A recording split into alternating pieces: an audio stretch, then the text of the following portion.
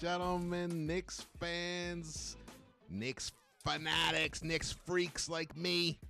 What a tremendous win! What a great win! Unbelievable. This is a team. This is a team, people. It does, of course, you need your main guy. Everyone has to have a role. But we have some of the most outstanding role players in the National Basketball Association, and that's why we won this game to date. Outstanding victory. Honestly, JD was like texting and saying, "Are you nervous? You nervous?" And I was not nervous. I was never nervous. I believed exactly how it unfolded is exactly how it was going to happen. Yes, is Embiid, hobbled? Yes, he came out in that first quarter, in the first half. He looked like he was trying to be the MVP Embiid. The Embiid from the first, 25 games of this season. And he looked it, and the Knicks were in trouble. But the New York Knicks have a secret weapon that neutralizes Joel Embiid. Even a healthy Joel Embiid is going to struggle against the Block Ness Monster.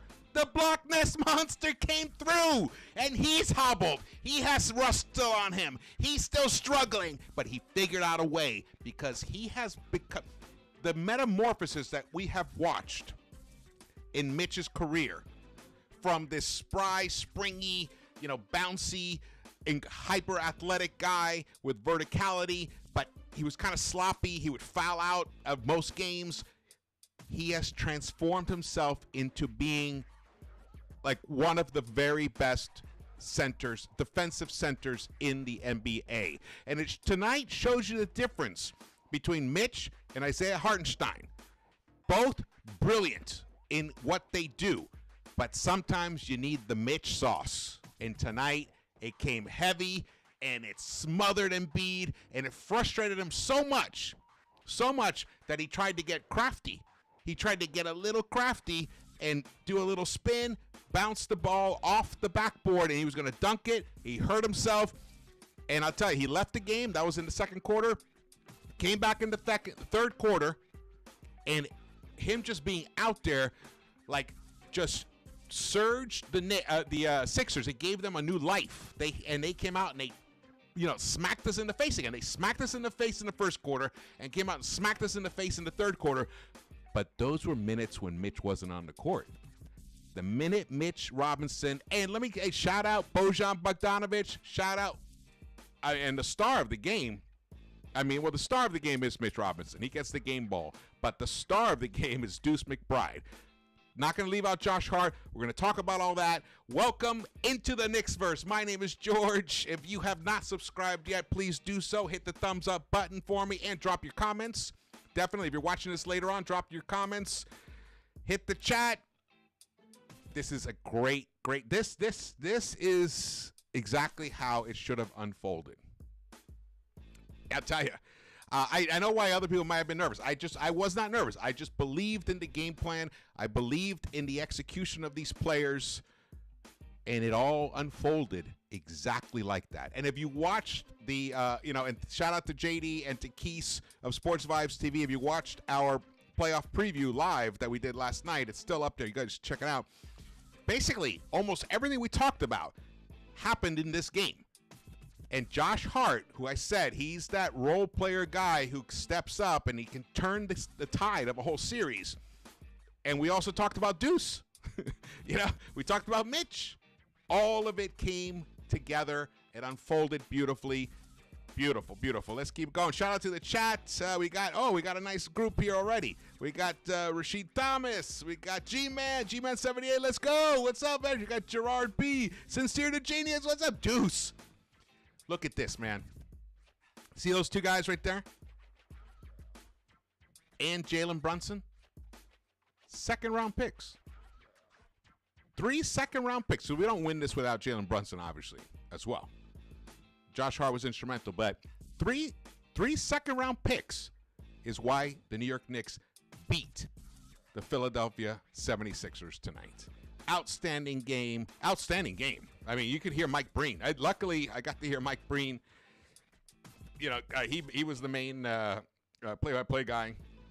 And Doris was in there as well. J.J. Redick did a good job. But for a while there, Doris, even when the Knicks were ahead, Doris could not stop glazing the Sixers. It was just, it was making me sick, honestly. And I was like, hey, have you noticed the Knicks are the ones in front here? How about you talk about what Mitch is doing? But whatever, maybe her assignment was to do that. I don't know. I don't know how it works in that situation, but it was driving me a bit nuts. But we got Lex the Destroyer in the house. What's up, right? Fan-fucking-tastic is right. Oh, beautiful, beautiful. We got Big L 139s. We got Stanley, man. What's up? Oh, I am so relieved, honestly. Even though I wasn't nervous during the game because I believed in this team. You guys know. I mean, we're all in the same boat here. We watch this team night in, night out. We understand it. We dissect it. We know what it has become. It didn't reach the number 2 seed by accident, honestly.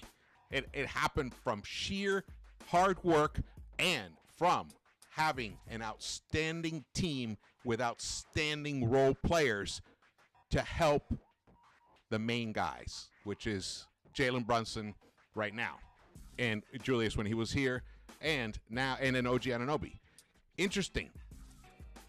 Jalen Brunson, here's why the 76ers are in trouble. Jalen Brunson probably had his worst game he's going to have in the entire playoffs. And the Knicks won. Sixers are in trouble, guys. Sixers are in trouble. Let's get to, here we go, 111-104. And Deuce was outstanding in this game.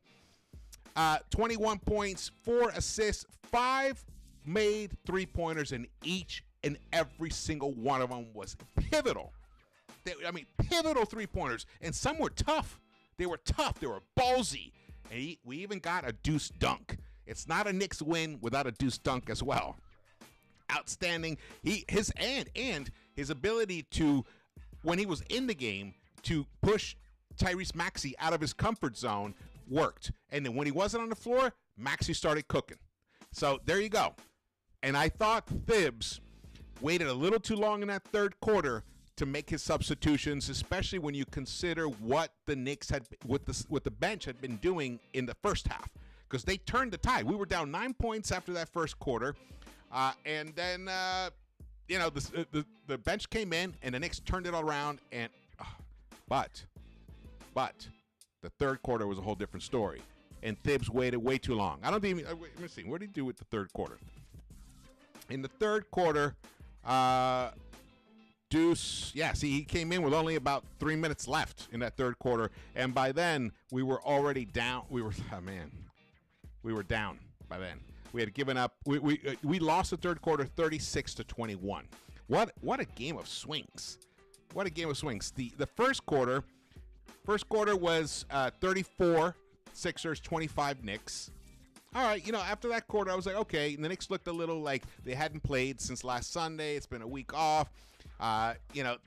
Maxey caught fire.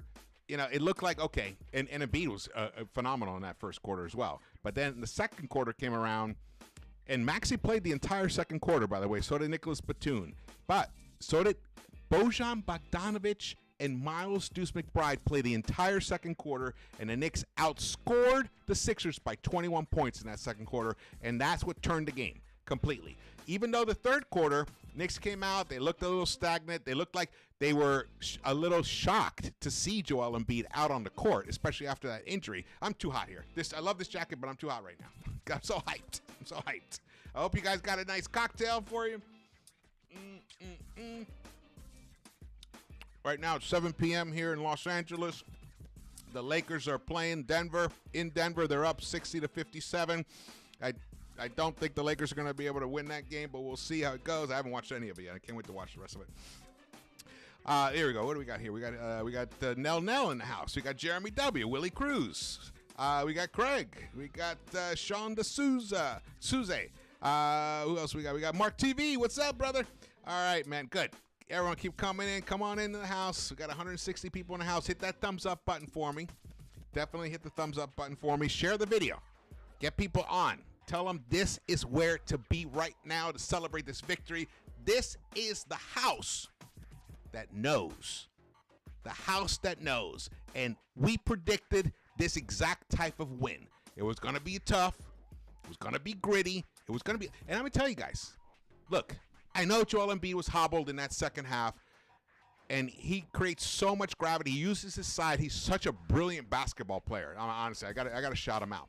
Brilliant basketball player. And shout out to Tyrese Maxey for doing all he could to get his team the lead. He got the Sixers the lead again in that second half.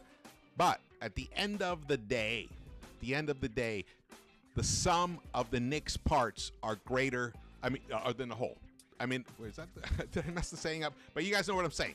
This team as a whole, they're so connected, so cohesive, and they were finally able to bust that Philly zone because Josh Hart finally started taking three-point shots and hitting them. He was outstanding from the three-point line tonight. Let me pull up his stats. Unbelievable tonight from the three-point line. Josh Hart from the three-point line was 4 of 8. He shot 50%, and every one of them crucial, and I believe 3 of those came in the fourth quarter when Brunson could not get a good, even when he finally got good looks, he wasn't hitting because he was thrown out of his rhythm. Shout out to the Sixers.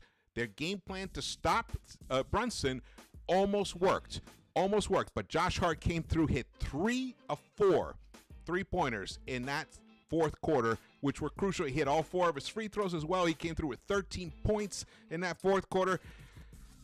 Outstanding. I'm just so hyped right now. Let's keep going. Ian Begley tweeted this out. Asked on court what it took to win Game 1 versus Philadelphia. Jalen Brunson says, Deuce McBride. McBride had 21 points, 5 of 7 from the three-point line, waking Knicks up after slow start in 111-104 win. Josh Hart had 13 points in the fourth quarter, including 3 threes. I have the best teammates, Brunson told MSG's Rebecca Harlow. Woo, that's what I'm talking about. Talking about team here. And they all have a similar mentality. They're all scrappy. They like to play. They're all defensive-minded as well, even though Brunson is limited defensively. And Bojan is limited defensively too, but he's getting out there. He's getting it. He's like, okay, I get what I can do here. I can see how I can be a better defender. I'm not going to ever stop anybody, but at least I'm not the weak point, or, you know, I'm not a complete obvious weak point. You know, he's doing it now. He even picked up he got a couple of rebounds. But Mitch Robinson, I cannot talk enough about. We're going to talk about Mitch Robinson a little bit. We're going to get to the highlights in a little while. Let's see. Shout out to the chat. Who we got here? See if I missed anything key here. If you guys have any key questions or whatever, put it in the chat. What an outstanding victory, man. Just keep going here. StatMuse tweeted this out. Offensive rebounds tonight. Check this out. 23 for the Knicks, 9 for the 76ers. The Knicks' most offensive rebounds in a playoff game since 1994, when I was watching, when I was in love with this. I mean, I was in love with this team in the 70s, but that was back in the heyday of that time. Another interesting tweet from Tommy Beer. I don't have to show you guys, but I'll read it. Complete list of all players with 4+ blocks and 7+ offensive rebounds in a playoff game for the Knicks. Patrick Ewing in Game 7 of the 1994 Eastern Conference Finals. And then Mitchell Robinson tonight. That's it. That's how great Mitch was tonight. That's how great he was. He was Patrick Ewing level on the offensive glass and blocks. Embiid is not speaking to the media after tonight's game, per Mike Vorkunov. Sorry. Sorry I messed up your name, Mike. Interesting. Well, you know what? He's in pain. He came out like a warrior. Honestly, I have this game, I don't know about you guys, but this game has given me a tremendous amount of new respect for Joel Embiid. Tremendous respect for him. Unfortunately, you know, he's just hobbled. He's hurt. He's trying to play through it. You could see in that second half he was grimacing, especially because in the first, when you watch the play-in game that he played, he looked kind of slow, you know, hobbled, like he didn't have any burst at all. but he still made it happen. I think he still got 30 points or something and a bunch of assists, and he was a key playmaker towards the end of that fourth quarter to beat the Miami Heat. And tonight he came out in that first quarter just basically ignoring his body and just trying to be the MVP level Embiid that he has been, and it worked for the first quarter. It worked. I'll tell you, it worked. He was 5 of 9, 15 points, 3 rebounds, 2 assists. So it worked. But then once Mitch came in and started frustrating the hell out of him, he only got 2 shots off in that second quarter. He picked up a couple rebounds. He did go to the free throw line, but that was it. And then he got hurt. He came out in that third quarter.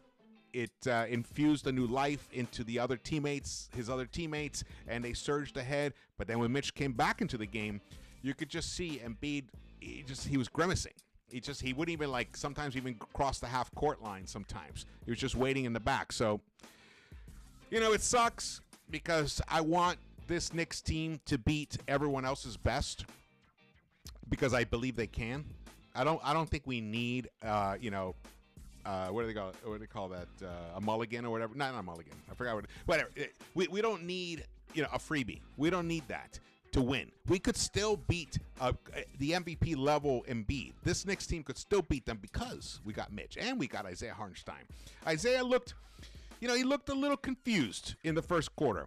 He didn't really quite understand when to apply pressure, when not to apply pressure, when to close out, when not to close out. He looked a little confused, which was interesting considering his post-game interviews not post-game interviews, but his practice interviews during the week where he admitted that he was watching a lot of footage and he was totally tuned in to Embiid's tendencies and he was going to be ready. He did not look that ready to battle Embiid in the first quarter. The minutes are crazy. Oh, man. All right, let's keep going here. Josh Hart, look, he was killing me in the third quarter. I tweeted out, Josh Hart in this third quarter is killing my soul or something like that. And he was. I mean, he was a minus 15 in that third quarter, but the whole unit was. OG was a minus 17. Isaiah was a minus 13. Jalen Brunson was a minus 15, and Dante was a minus 17. So the starting unit was atrocious. And like I mentioned earlier, Thibs waited too long to pull the trigger. I don't know what he was thinking in terms of that. But then Bojan, Mitch, and Deuce came into the game, stopped the bleeding, turned it around a little bit, started the momentum of turning around a little bit, and then in that fourth quarter, the Knicks just soared in the beginning of it. They ended up outscoring the Sixers by 10 in that fourth quarter to take the victory. And Josh Hart, Deuce McBride, and Mitch Robinson played every single minute of that fourth quarter.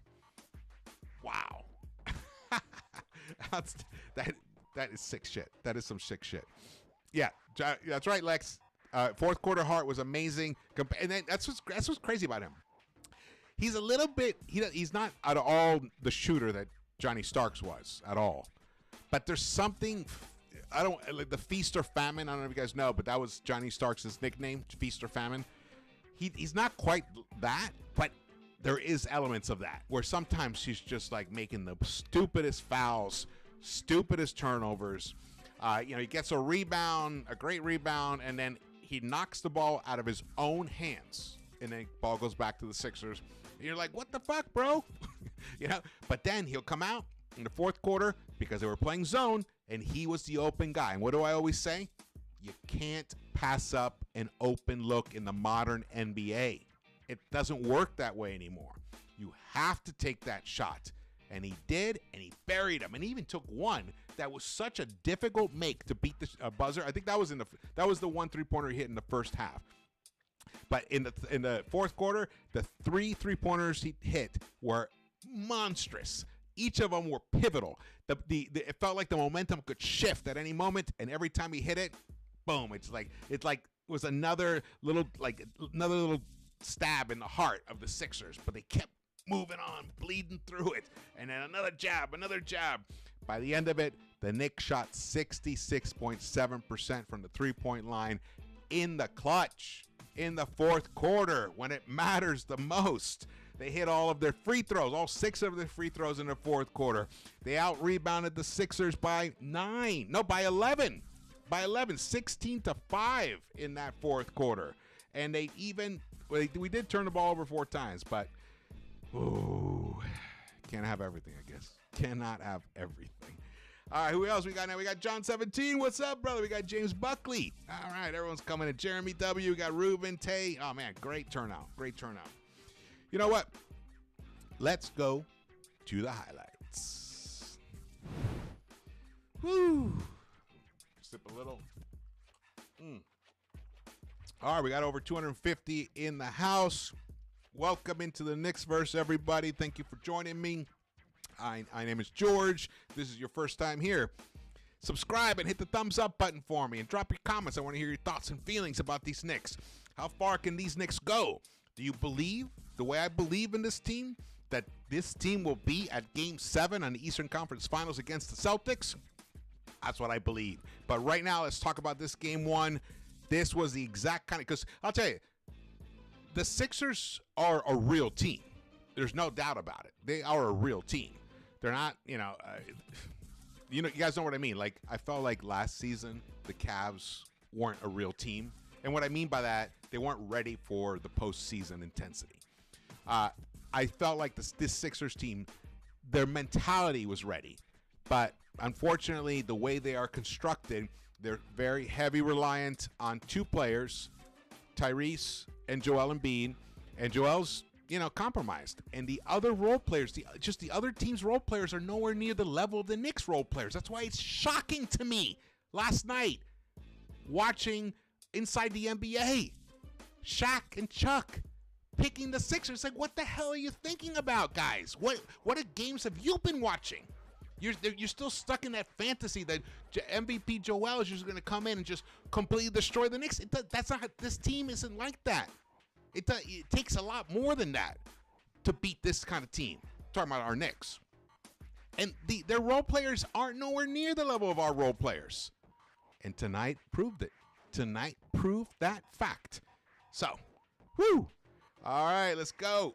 Hit the thumbs up button for me. They said we weak. Yeah, they said we weak. Sweetie.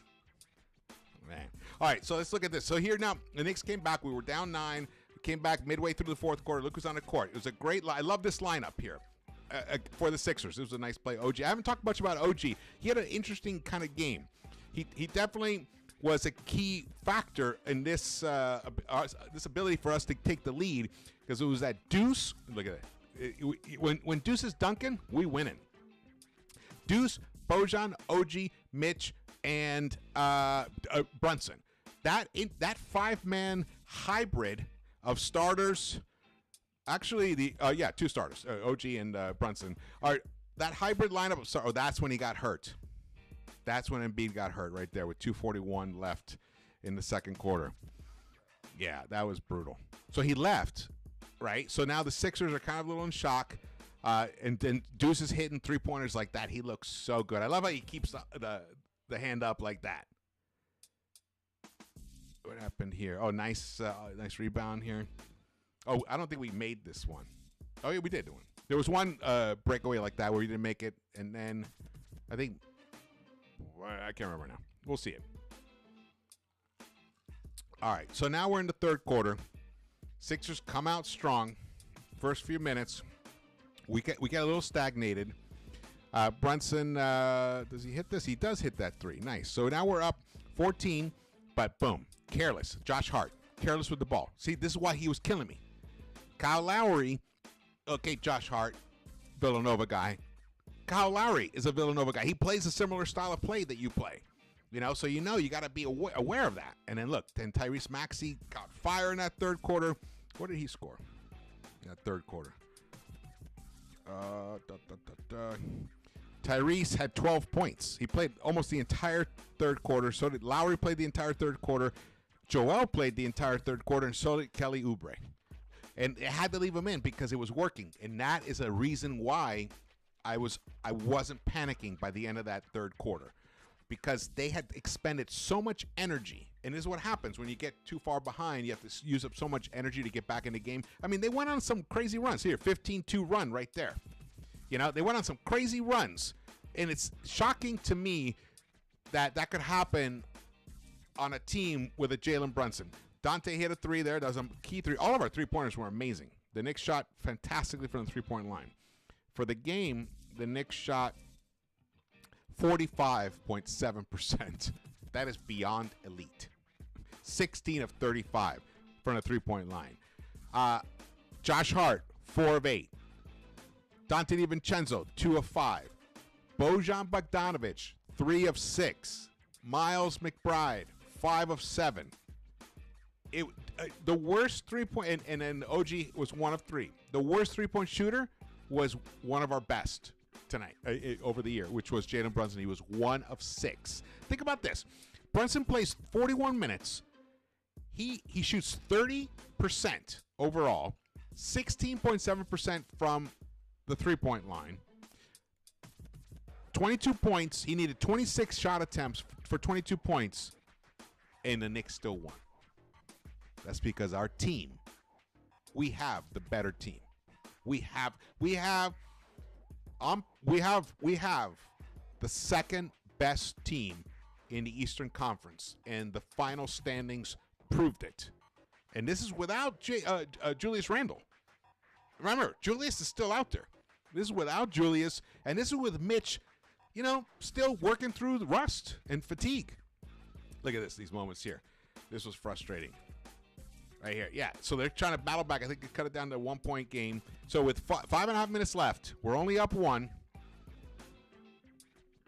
And was this the 3? Yes, here's the 3. See how they were lagging off him? They weren't beautiful. And he's got to take that shot. Got to take that shot. Here comes Deuce. Beautiful. Oh, this is the Mitch. There's a Mitch. Finally, Mitch got a nice putback.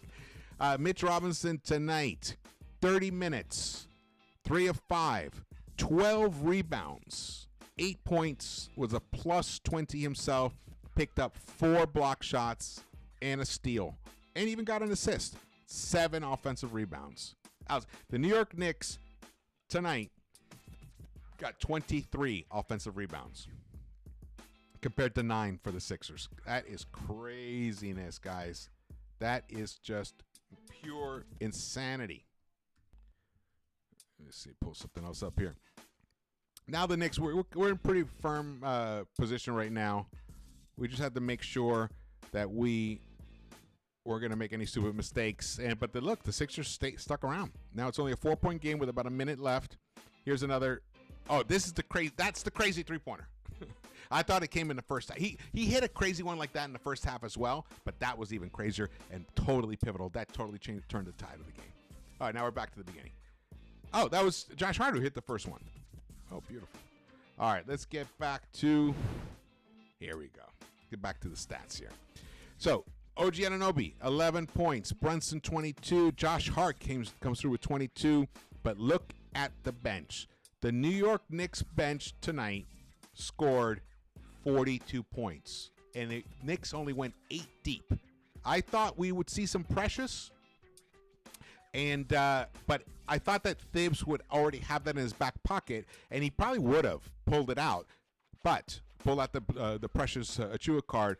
But that unit was so pivotal in turning the tide of this game that Thibs just stuck with it, and he loved the combination of OG and Brunson with them. And sometimes it was OG and Hart, and sometimes it was. I think Dante played a little bit with that unit. Now it's funny, like we're looking at that bench unit as like the unit, the key unit. That's how they played tonight. Isaiah Hartenstein only played 18 minutes tonight, 1 of 4, 7 rebounds for him, 3 assists, 6 points. He picked up 3 personal fouls, and I believe he had those 3 were in the first half, which limited him. And he was just. Embiid knew how to take advantage of him, and I think that's one of those things where Joel probably watched a lot of Isaiah film, and he decided, okay, how he's going to approach him, and it worked. But once Mitch came in, Mitch's physicality, Mitch has put on so much bulk now that he can take the impact of big centers now, and that is a game changer, guys. That is a game changer when you're playing the elite teams, because the elite teams, other than teams like the Golden State Warriors of the past, where most elite teams have a big in the middle who is impactful. Joker, Anthony Davis. The Celtics now, I mean, I guess KP is that guy, so he's a different brand of player. But you know what I'm talking about. Like, there's guys like Rudy Gobert is huge. I wouldn't necessarily call. Well, I guess Minnesota is an elite team. OKC has Chet Holmgren. Now, he's not a bulky guy, but he's an elite center. He's playing at that level. Mitch has the ability to disrupt those guys, to make them make mistakes. And tonight was proof of that. Look at that. The Knicks shot better from the three-point line than inside of it. They shot 45.7%, and overall they shot 39.6%. So I guess that's do they count that? Yeah, that's included in there. So yeah, so they shot inside like much worse than that. Let's keep going here. The plus minus. So this will tell you a story. The starting unit were all minus tonight, and the Knicks won. Look at that. This is what I'm saying. Right now, Nick Nurse and his staff are looking at this game, looking at this stat line, and they know they're doomed. In their hearts, they're not going to say it out loud, but they know they're doomed. When your opponent's starting unit are all in the negative, and you lose a key game, you know you got problems. Look at that bench unit. Plus 27 for Bojan. Plus 20 for Mitch. Plus 37 for Deuce McBride. Ooh, I wouldn't want to be a Sixer fan right now. Though they're probably deluding themselves. Oh, well, Embiid will, bounce back and I'm doing that more for comic. I'm not really busting on them. Everyone should have belief in their team. Here you go. The Sixers. All right. Tobias Harris. Remember? I think Chuck or somebody said, Tobias Harris. It's like, look, 7 points for Tobias Harris. Paul Reed, who talked a big game, played 11 minutes, 2 of 3, 5 rebounds, 4 points for him. Very impactful. The Sixers bench, in turn, the Knicks bench scored 42 points. They scored 7.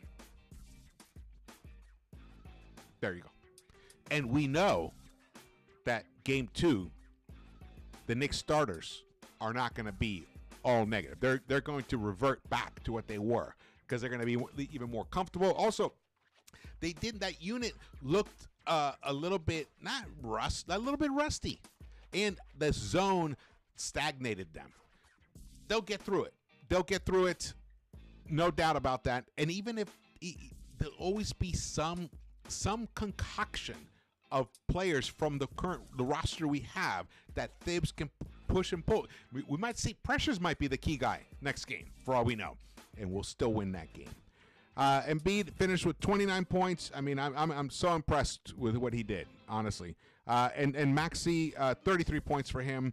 Also impressed with his ability to catch fire when the Sixers really needed it. But in the end, it wasn't enough. And he did a good job at harassing Brunson.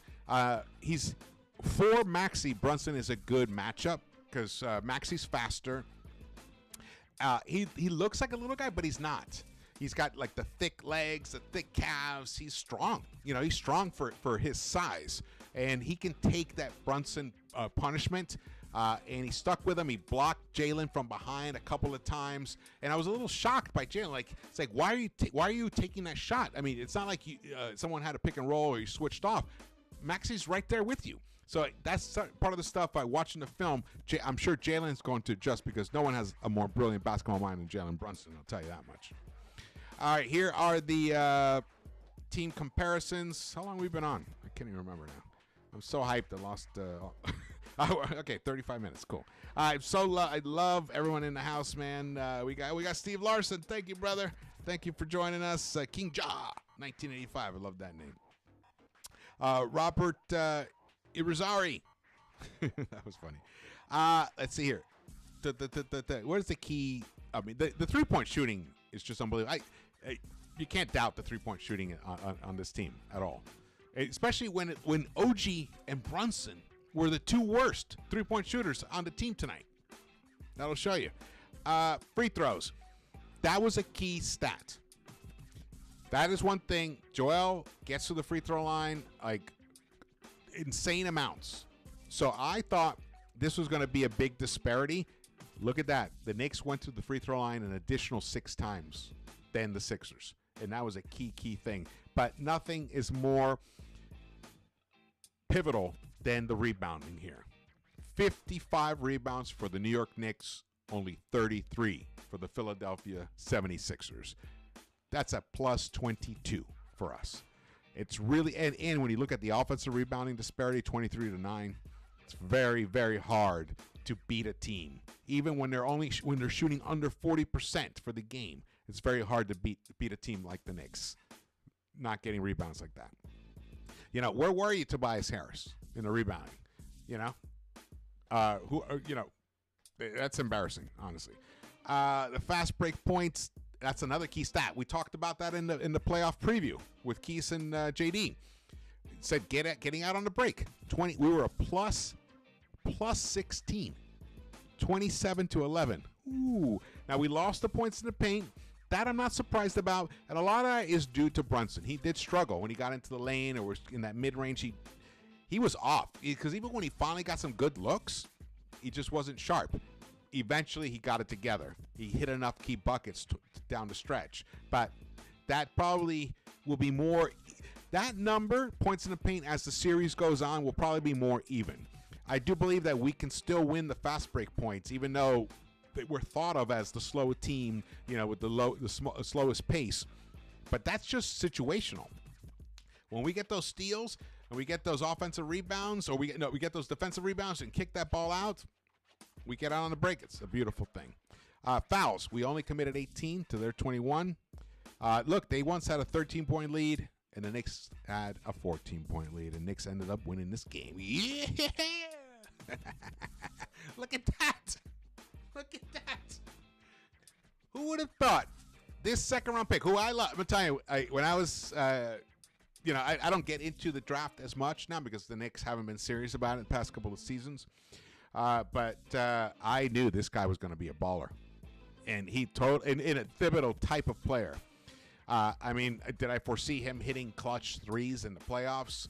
I foresaw him hitting a couple because when he kept getting sent down to Westchester, he was destroying Westchester. He was like averaging 30-something points a game down there. So it's just a matter of time for him to finally get his confidence up in the big league here in the NBA, and it's happened. He was given an opportunity. He's a hard worker. Thibs loves him, and he deserves all the love, all the flowers. He is the co-star of the game tonight with Mitchell Robinson. And I'll give a little smaller bouquet to Bojan tonight. Mitch and Deuce, when they get back to their hotel rooms, it should be filled with flowers everywhere. Deuce gets Bojan gets a nice little arrangement for his incredible contributions for that second unit. Fantastic. That's right. WVU toughness. And he was a quarterback. He was a quarterback before, so he knows big moments. He knows how to run. He knows how to rise to the occasion. Tonight it showed it. All right, we're gonna be wrapping it up this soon-ish. Let's see. Any key questions? Anything you guys want to bounce off me right now? Send it through. Lex says his confidence is through the roof. Yeah, them deuce chants are wild. Yeah, my girlfriend and my son, we were watching it, and they were like, "Are they saying boo?" No, it's deuce. This is Robert. This is a mango margarita. It's just a cut water. It's nothing fancy, but cut waters are delicious. Josh is an all-around B baller. Yes. He's Look, that's what I love about him too. He has like a bad third quarter and he comes out monster fourth. And you got to remember his defense, and he just battles. Let's see. I want to look something else here. Another stat over here. Wait, hold on. Let me check. Anyone sent me anything? Another Tommy Beer tweet. Deuce McBride is the first Knick to ever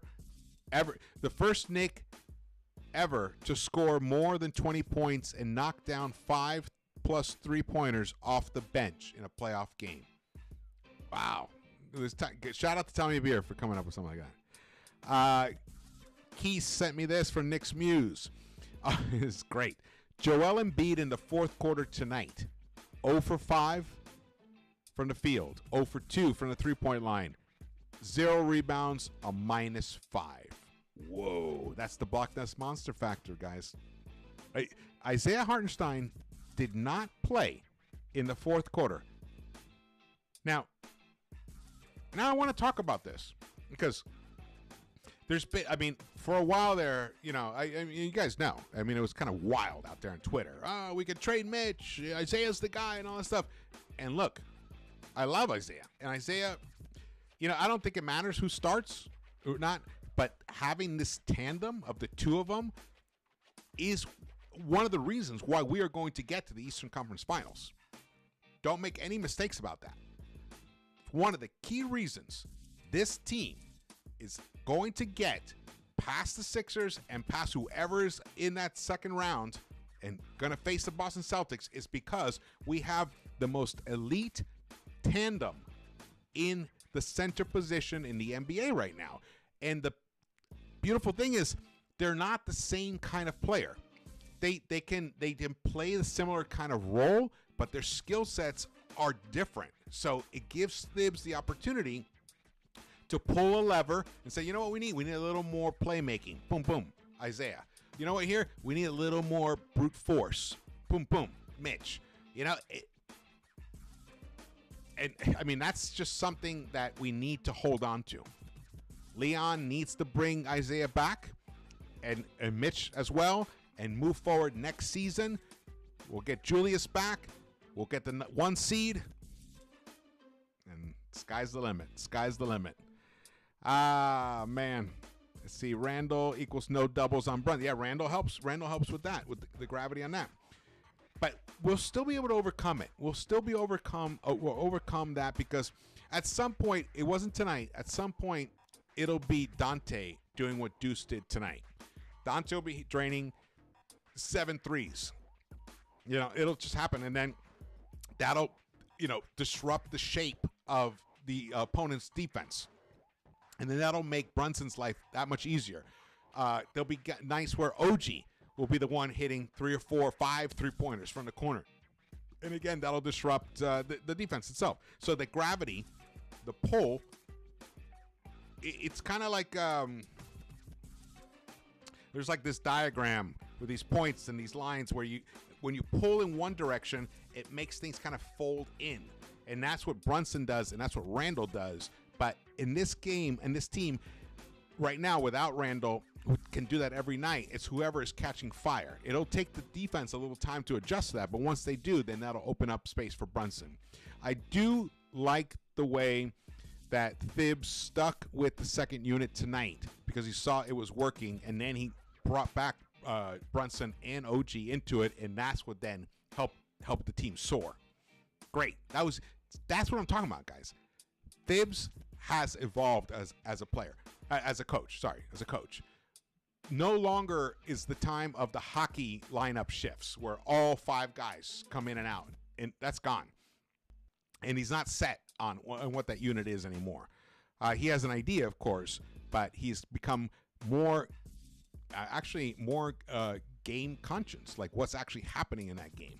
So I love Will Pilot music. Deuce equals Charlie. He has Charlie Wade vibes. A little bit. Deuce is a much better shooter than Charlie Wade. On top of that, Charlie. I think Charlie was a little faster, but I'm not even sure about that anymore, honestly. No, not a good game, but good teams find always ways to win. Yes, that's right. Jose Castillo. I actually led the show by pointing out that the Knicks did not even play well. The Knicks did not play well tonight, and they pulled out a tremendous Game 1 victory, which is essential in the playoffs. If you, what is it? I forgot what the percentage is, but let's say, I think it's like somewhere up in like 80, maybe 82, 83% of the time. The team that wins the first game ends up winning the whole series. So if you lose Game 1, it's a tough road. So now the Knicks have made their future path much, much easier. The next game is on Monday at the Garden. It's going to be interesting to see if Joel plays. Sometimes, you get hurt and you have the adrenaline pumping and your team, is right there. And they know you can steal this game. So he comes out, he played through it, but who knows what's going to happen with that knee. He might wake up. It would be swollen. You never know. You never know what could happen. So that's something to keep an eye on. But it's not. But I don't care either way. I want Joel out on the court. Knicks can win. Knicks can win this series in 5, even with Joel Embiid out on the court. All right, I think we're gonna get close to wrapping this up. We got almost 300 in the chat. That's fantastic. Thank you guys for joining me here. This is hyped, man. We got ourselves a great basketball team. That they never say die, ever say die. They're diverse, but they all have a key attribute. They're dogs. This is a team of dogs. They never quit. They are relentless, and they believe in each other. That is a beautiful thing about it. You can see it and the love that they have. And a lot of that comes from the core, the Nova boys, but it also, like you see the beautiful love between Isaiah Hartenstein and Mitch Robinson, their friendship, Deuce, everybody. The camaraderie is fantastic, and you guys know if you've played organized sports, team sports, you know that if you have that brotherhood vibe, it's instrumental to overcoming the tough times, and that's why this team never quits. That's why I believe it. I'm telling you, I believe ECF, we're coming. All right, thank you guys for watching this. This has been great. I'm not sure I'll do a live on Monday. We'll see. But I'll definitely be doing a recap no matter what. I'm going to try to get my shit together for the halftime reports. I got on and I screwed up. The music was really loud in the beginning for the first couple of minutes. And I went through my whole thing. And then I looked down and I even saw JD in there because he was at the game. And he's like, the music's loud. So then I had to redo it. I'll get my shit together for that. Man, yeah, the brotherhood. That's what we got. We got the brotherhood. And what was the word they said? Didn't someone say the Knicks were going to be easy? Easy. Man, you picked the wrong word. Okay, thank you so much for watching this. Again, my name is George. Please subscribe. Follow me on Twitter and Instagram. Share this video. Drop your comments if you're watching this on the replay. And bless you all. Sleep well if you can. I'm going to be so hyped. I don't even know. We'll see. If not, then party your asses off. Get out there, get drunk, celebrate. But remember, we got a long way to go. This is just game one. So pace yourself a little. Don't do that last shot. All right? And I will see you guys around. Actually, I'll probably try to do a pregame show on Monday. Sorry to interrupt there. Yeah, probably do a pregame. All right, I will see you around the Knicks-Verse. Let's go Knicks. Game 2's coming. We're going to take that.